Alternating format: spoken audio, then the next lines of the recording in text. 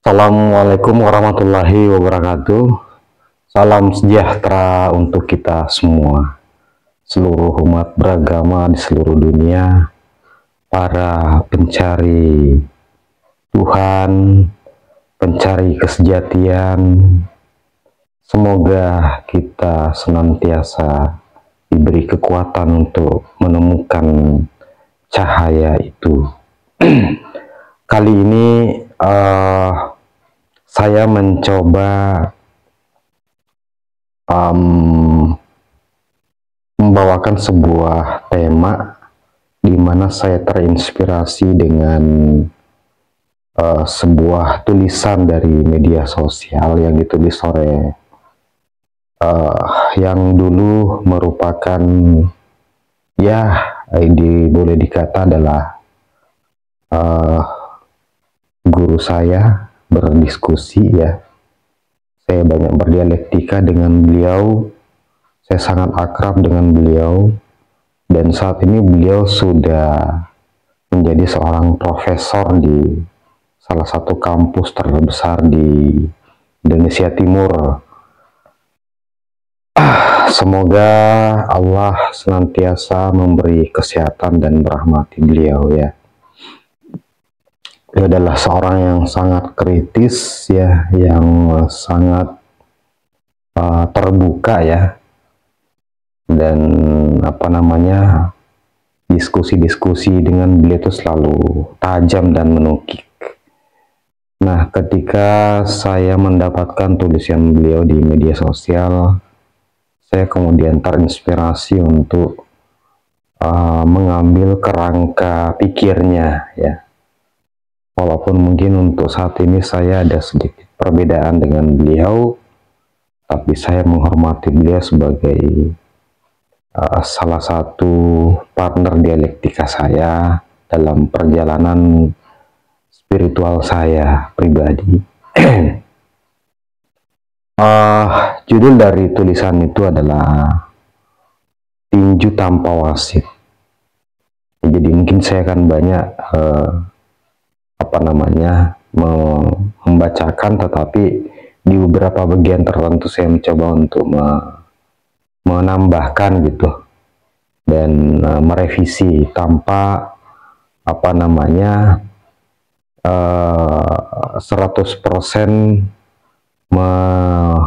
meniru ya atau memplagiatkan, karena memang dalam konteks di satu sisi sebenarnya pemikiran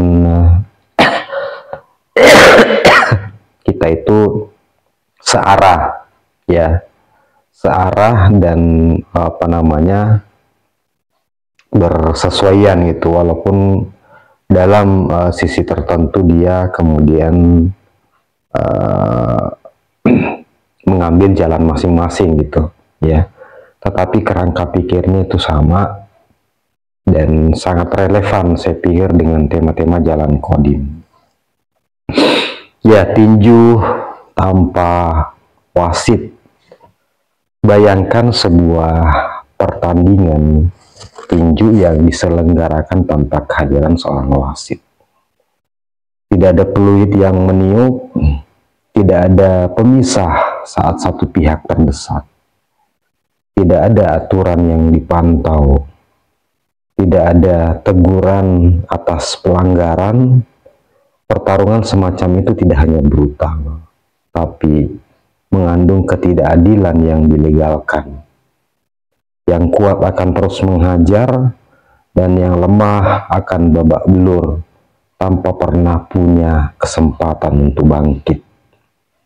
Ya, itulah wajah umat saat ini ya, bukan cuman dalam internal Islam ya, tetapi saya melihatnya itu dalam konteks umat beragama ya.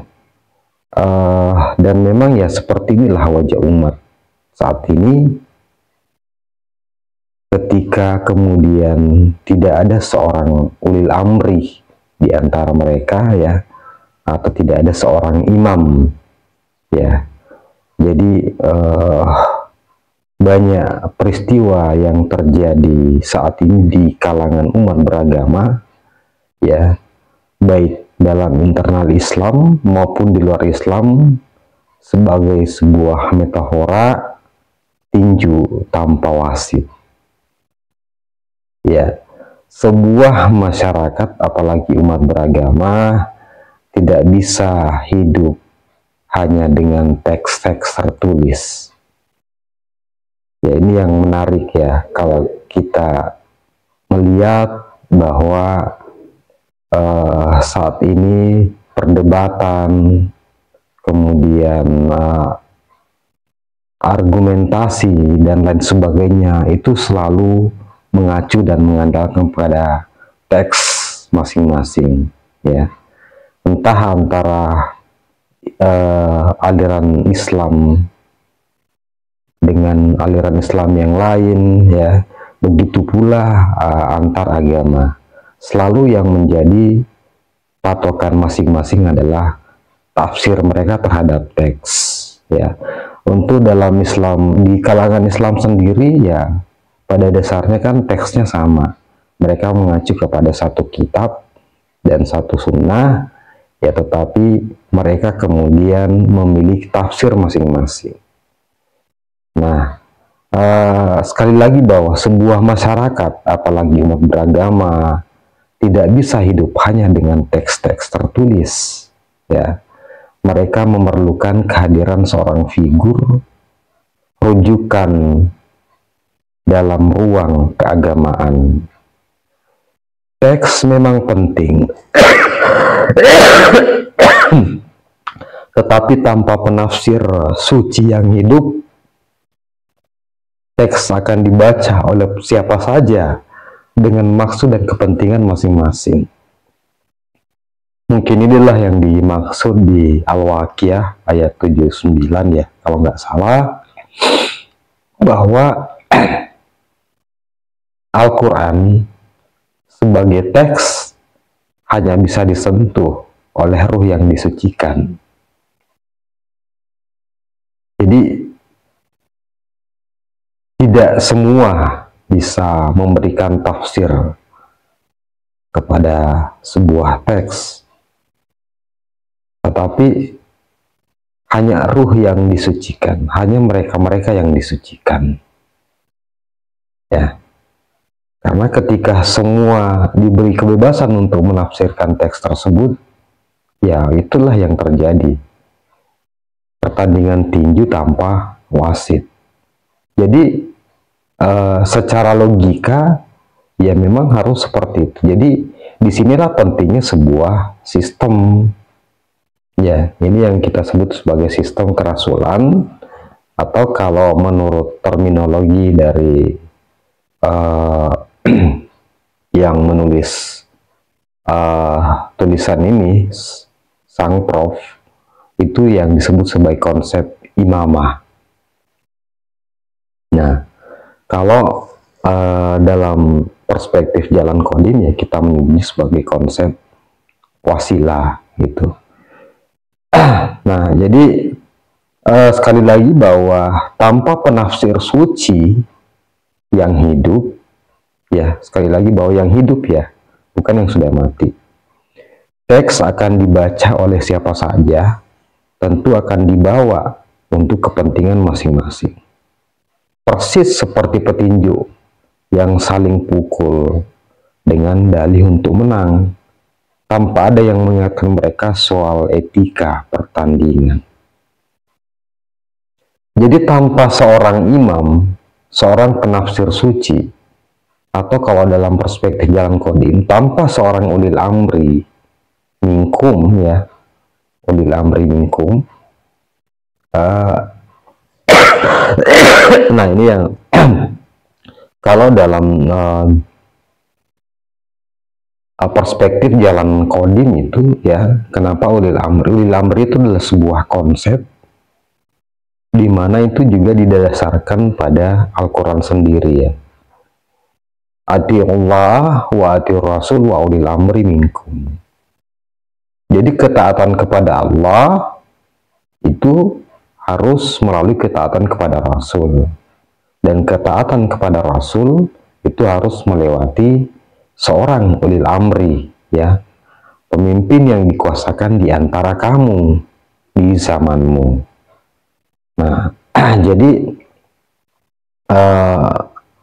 inilah yang sebenarnya ulil amri minkum inilah yang akan menjadi penafsir suci, ya. Jadi tanpa seorang ulil amri, ya, masyarakat menjadi arena bebas bagi siapa saja yang paling keras teriakannya, yang paling canggih retorikanya, atau paling besar kuasanya.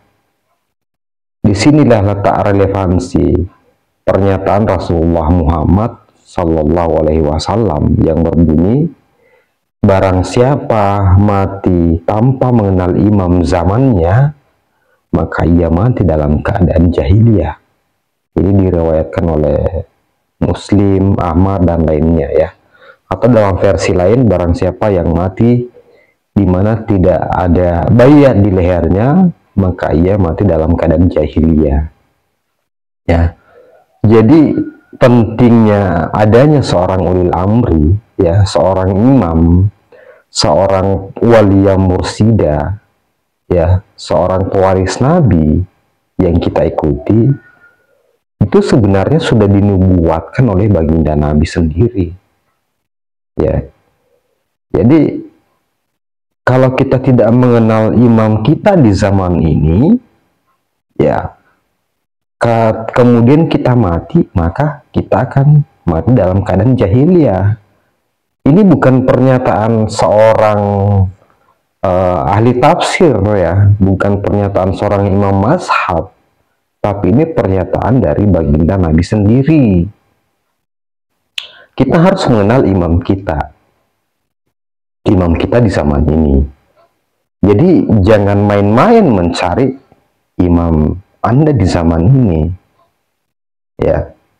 Ini sudah dikatakan baginda Nabi sendiri yang mengatakan, kalau kamu mati tidak mengenal imam di zamanmu, kamu akan mati jahiliyah.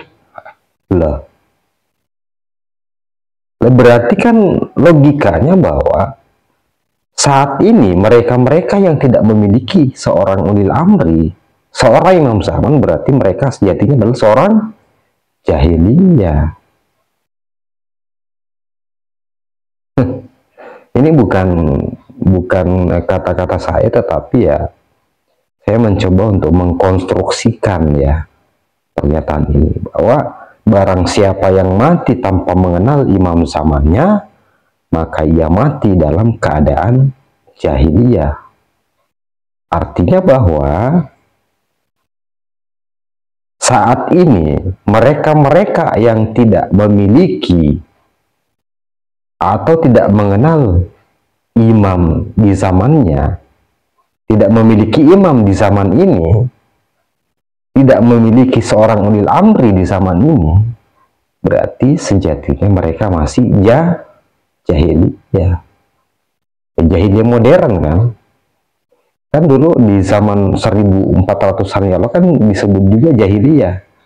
Ternyata sekarang ada juga jahiliyah, berarti jahiliyah modern. Jadi jangan apa namanya, jangan meledak-ledak, ya, jangan marah dan sebagainya ketika kemudian Anda sebenarnya masih jahiliyah ketika Anda tidak menemukan imam zaman Anda, tidak mengenal imam zaman Anda, tidak memiliki seorang ulil amri, tidak berbayat kepada seorang imam ulil amri, ya, karena itu mengacu kepada pernyataan dari baginda Nabi sendiri.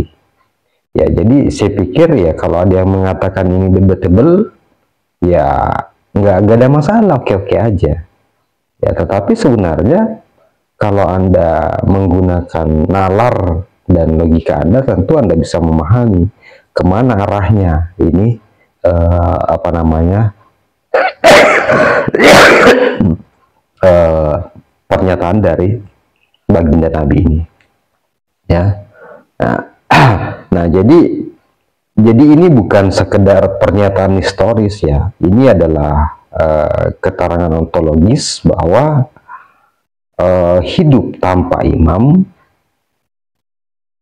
itu bukan hanya salah arah, tapi merupakan kematian dalam kebodohan. Sebab manusia tentu tidak hanya membutuhkan nabi di masa lalu, tapi juga seorang ulil amri, seorang imam yang meneruskan cahaya ilahi di masa kini. Ya, baginda Nabi juga pernah bersabda bahwa sesungguhnya perumpamaan seorang imam, seorang ulil amri itu seperti Ka'bah yang didatangi, ya, bukan yang mendatangi. Artinya bahwa memang kita harus mencari dia, kita harus menemukan dia. Ya, bagaimana cara menemukannya? Cari, ya, lakukan verifikasi demi verifikasi. Bahkan saya mau katakan bahwa ya ini adalah hal yang paling prioritas bagi Anda. Ya.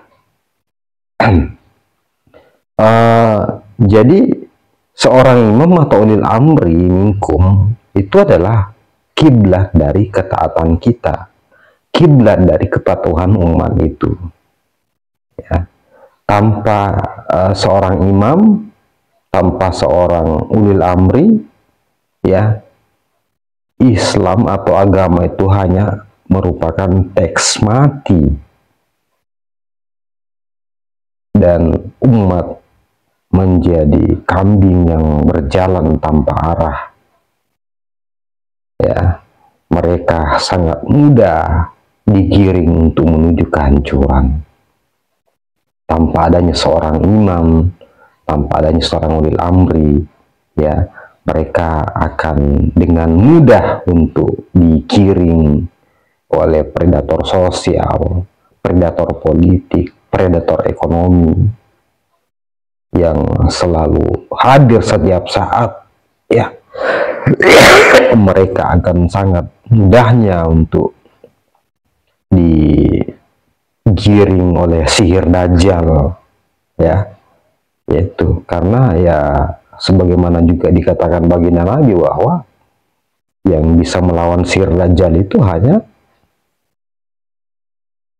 ya dari Allah sendiri lewat utusannya, ya. Nah itu. Kemudian Imam Ali bin Abi Thalib alaihissalam juga pernah mengatakan bahwa bumi tidak pernah kosong dari hujah Allah atas makhluknya, entah ia tampak dan dikenal atau tersembunyi dan tidak dikenal. Ya, ini dikisahkan atau dimuat di Nahjul Balaghah khutbah 147. Ini pernyataan dari seorang sahabat Nabi, ya, salah satu dari Khulafaur Rasyidin. Bumi tidak pernah kosong dari hujah Allah atau makhluknya, atas makhluknya. Artinya bahwa seorang rasul, seorang utusan yang menjadi hujahnya itu akan selalu ada setiap zaman.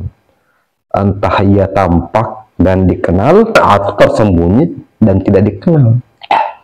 Selalu ada itu. Nah, makanya ya kewajiban kita untuk mencarinya, kewajiban kita untuk mengenalinya. Jangan diam-diam baik. Jangan hanya fokus bagaimana mengejar duniawimu, mengejar karirmu, menumpuk harta, mengejar kenyamanan, kebahagiaanmu. Yang terpenting, yang dan paling prioritas adalah bagaimana menemukan itu, hujah Allah atas makhluknya. Itulah utusannya. Ya, itulah imam zaman, itulah ulil amri, itulah waliya mursida, itulah ulama warasatul anbiya. Ya, jadi yang namanya konsep kerasulan, konsep imamah itu bukan sekedar peristiwa sejarah, tapi dia adalah sistem keberlanjutan petunjuk. Ya, memang ya kenabian adalah awal dari cahaya. Bukan cuma dari Nabi Muhammad, sejak Nabi Adam, ya, dan seterusnya, Nabi Musa, Nabi Isa, Nabi Muhammad, ya. Itu bukan cuma sebuah peristiwa sejarah, tapi ada sistem keberlanjutan petunjuk di situ, ya. Nah, bagi Islam, Nabi Muhammad adalah awal dari cahaya. Demikian pula juga sebenarnya Nabi Musa awal dari cahaya bagi umat Kristen, Nabi Musa awal dari cahaya bagi umat Yahudi. Ya, tetapi ya kalau secara historis yang terakhir adalah Nabi Muhammad dalam konsep kenabian. Tetapi apakah cuma sampai di situ? Kan tidak. Tetapi petunjuk itu harus terus berlanjut. Makanya di Al-Quran pun dinubuatkan ada yang namanya ulama warasatul anbiya. Ya. Nah, disitulah pentingnya namanya konsep imamah, ya, di mana harus ada pewaris yang menjadi penjaganya. Harus ada yang mewarisi isi dada baginda Nabi sebagai penjaga dari cahaya ilahi itu. Karena penjaga itu tidak bisa absen, ya, sebagaimana wasit tak bisa tidak hadir dalam sebuah pertandingan.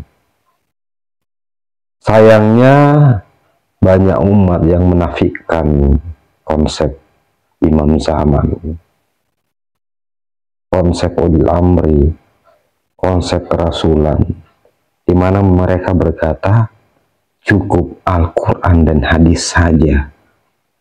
Mari kita kembali kepada Al-Quran dan hadis. Tapi pertanyaannya adalah, siapa yang memegang otoritas tafsir terhadap teks Quran dan hadis itu? Ini kan yang paling mendasar, ini yang harus dipertanyakan. Siapa yang bisa jawab? Nah, siapa yang bisa jawab? Siapa yang memegang otoritas tafsir terhadap teks Quran dan hadis itu? Apakah mereka yang sudah belajar bahasa Quran bertahun-tahun, berpuluh tahun, yang belajar tentang alat-alat untuk membaca Quran? Ya, kalau itu kan tentu orang Arab lebih fasih, karena itulah bahasa ibu mereka. Apakah mereka yang sudah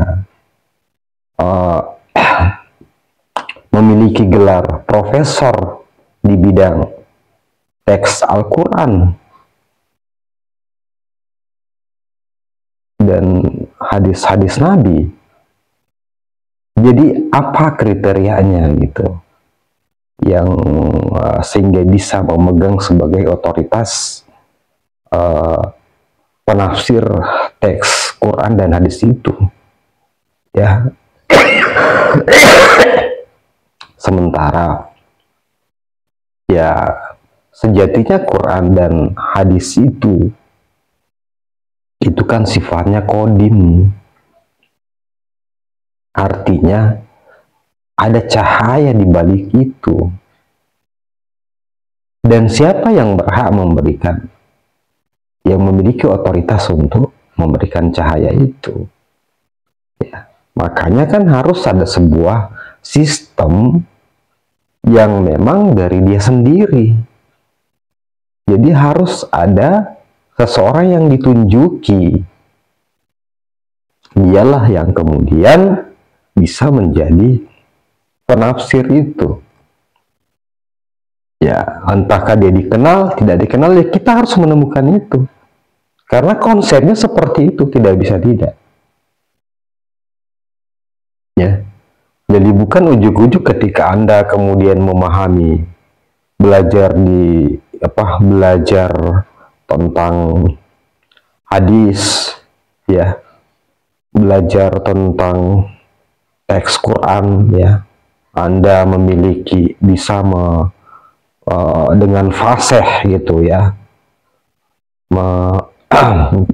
apa namanya, memunculkan statement-statement dari kitab-kitab dan sebagainya. Nah, kan sekarang kalau persoalan itu kan ya ChatGPT lebih pintar dari Anda. Jadi itu bukan lagi sebagai sebuah patokan gitu. Ya terkait dengan tafsir dan sebagainya kan ya tentu ChatGPT akan lebih tahu, itu lebih pintar karena dia bisa mengambil referensi dari seluruh kitab yang ada. Ya, di sistem algoritmanya lebih canggih gitu. Makanya ketika kita mengatakan bahwa cukup Al-Quran dan hadis, sekali lagi pertanyaan yang paling mendasarnya adalah siapa yang memegang otoritas tafsir. Makanya ya saya sangat lucu melihat ketika ada kemudian seseorang yang melabeli pihak lain itu sesat dengan mengambil referensi dari kelompoknya sendiri. Lah emang siapa yang mengangkat kamu sebagai otoritas dalam menafsirkan teks itu dan mengatakan bahwa yang kau hukumi sesat itu sesat? Ya, sementara mereka yang kau anggap sesat itu juga memiliki tafsir sendiri yang bisa jadi mungkin lebih luas penafsirannya dibanding apa yang kamu tafsirkan. Ya, hanya karena kamu mayoritas, ya, hanya karena kamu punya lembaga yang diakui oleh pemerintah, hanya karena kamu memiliki mungkin jaringan yang lebih kuat di pemerintahan, sehingga kamu kemudian dengan seenaknya bisa menghukumi sebuah kelompok itu sebagai sesat. Ya sekali lagi bahwa ya inilah gambaran pertarungan tinju tanpa wasit. Siapa yang memiliki retorika paling bagus, siapa yang memiliki suara paling keras, ya mungkin itulah yang akan bertindak sewenang-wenang terhadap kelompok di luar mereka. Ya, jadi ini sangat fatal sebenarnya situasi umat hari ini. Makanya memang sampai kapanpun ini akan terus terjadi ketika kita tidak mencoba untuk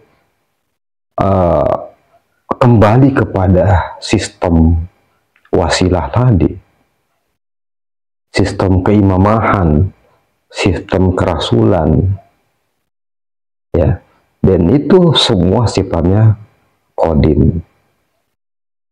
Karena ketika masih di wilayah-wilayah baru, maka pasti pertandingan tinju tanpa wasit akan selalu terjadi. Ya. Nah, itu tadi bahwa ketika kita mengatakan cukup Al-Quran dan hadis, ya,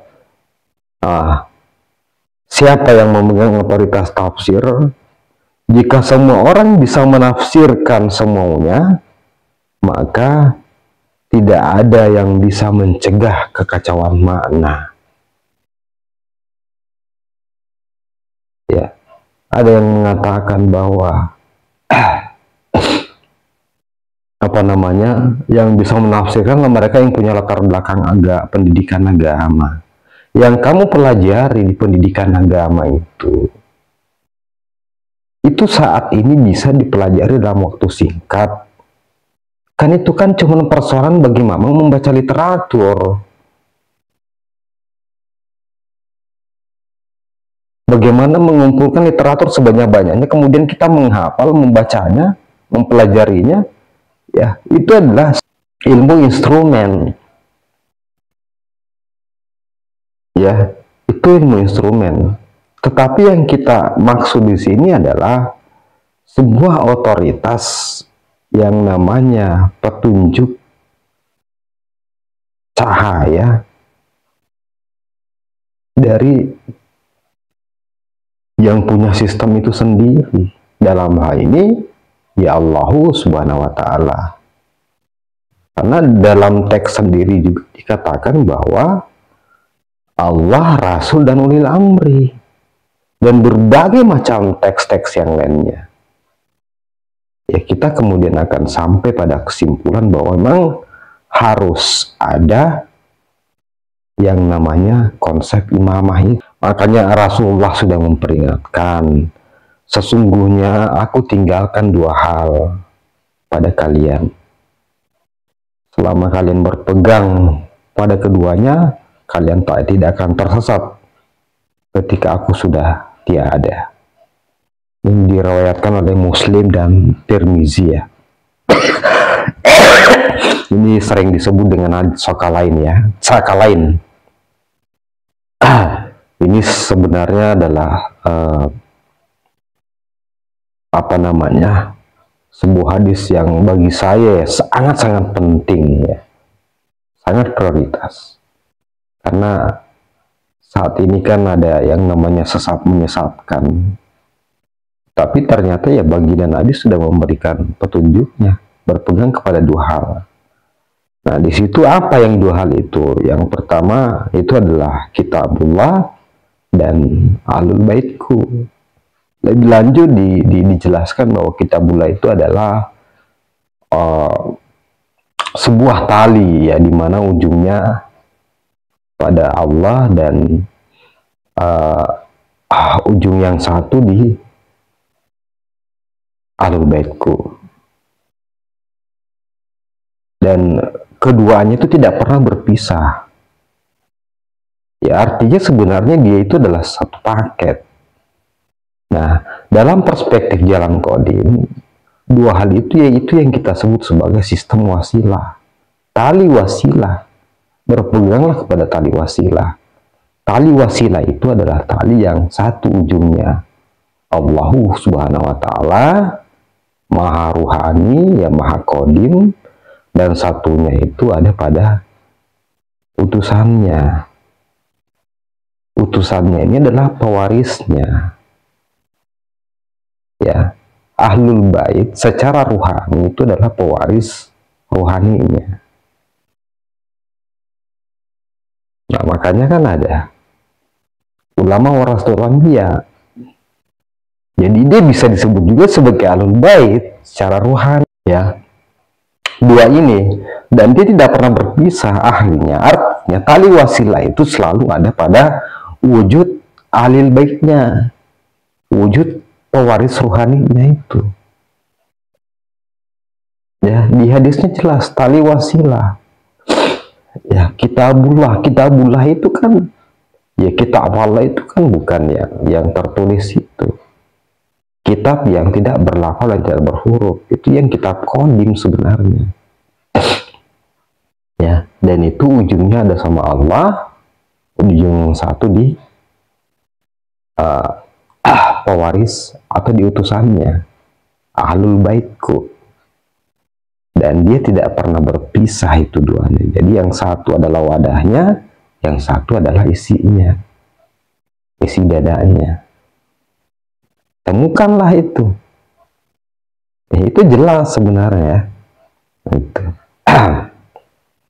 Nah, tetapi ya umat hanya menggenggam satu ya. Maka tak heran mereka tersesat dalam sejarah yang berdarah. Ideologi yang membingungkan dan kekuasaan yang penuh tipu daya.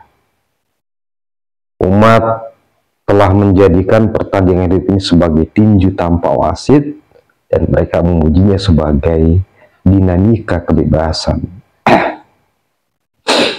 Ya, padahal kebebasan tanpa arah bukanlah kemerdekaan, melainkan kekacauan. Umat tanpa imam bukan hanya kehilangan panduan, tapi kehilangan tujuan. Hal ini menjelaskan kenapa iman kepada Rasul itu menjadi bagian dari rukun iman, bukan sekedar pengetahuan sejarah. Nah, fungsinya menyambung antara langit dan bumi. Rasul harus selalu ada di setiap zaman dalam wujud pewaris Nabi, ulama warasatul anbiya atau waliyah mursida, atau imam zaman atau ulil amri minkum. Makanya kan ada disebut di Quran itu rasulun min anfusikum. Jadi harus selalu ada. Ya kalau rasulnya sudah mati, lo bagaimana caranya bisa tersambung pada Allah?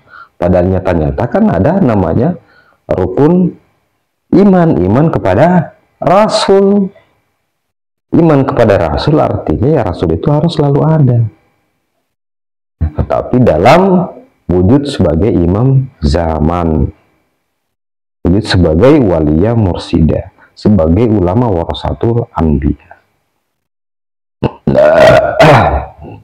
Sebab Allah tidak akan membiarkan umatnya tanpa penjaga, karena rahmatnya terlalu luas untuk membiarkan manusia bertarung dalam arena sosial, politik, dan spiritual tanpa pengawasan. Maka kehadiran seorang imam, seorang ulil amri, seorang waliya mursida, seorang ulama warasatul anbiya, dia bukan sebagai pesaing nabi, tapi penerus warisannya yang paling setia.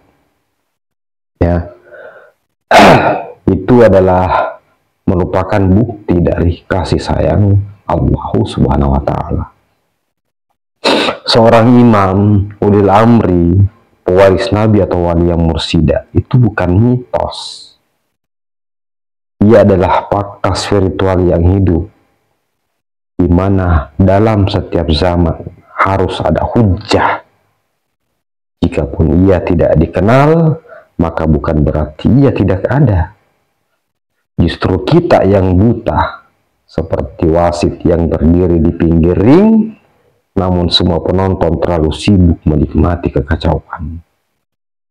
Maka sangat mendesak untuk kita mengembalikan konsep imamah, konsep wasilah, menemukan seorang ulil amri, ulama pewaris nabi atau waliya mursida sebagai penjaga wahyu, penafsir